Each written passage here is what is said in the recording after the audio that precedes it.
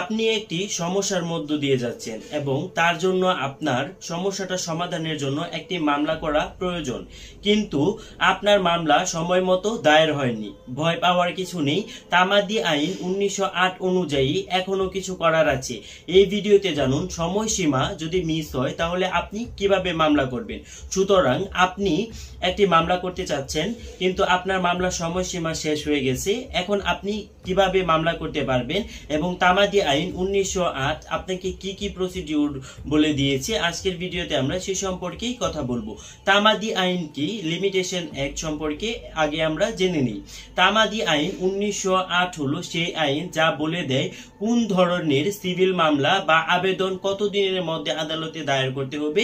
এর সময়সীমা মিস করলে মামলা করার অধিকার সীমিত বা বাতিল হয়ে যেতে পারে, এবং যদি বাতিল হয়ে যায় এবং সময়সীমা শেষ হয়ে যায় সেই ক্ষেত্রে আপনি কিভাবে